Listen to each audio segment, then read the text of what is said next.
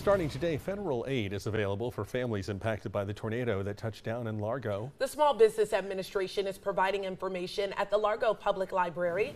And on your sides, Beth Rousseau joining us live there with the assistance they are offering. Hey, Beth.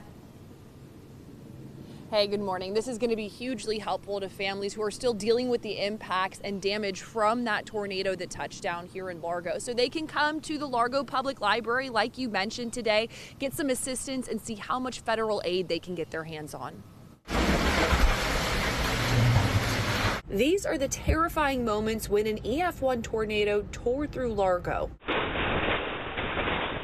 The immediate aftermath was overwhelming and emotional for families in the Ranchero Village neighborhood. This can't happen to me because I survived 3 hurricanes with no damage.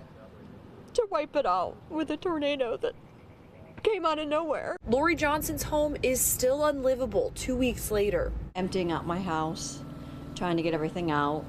I finally got it to stop pouring in every time it rained. It was still pouring in my living room, just as if you were outside. Now the Small Business Administration has declared the community a qualifying disaster area.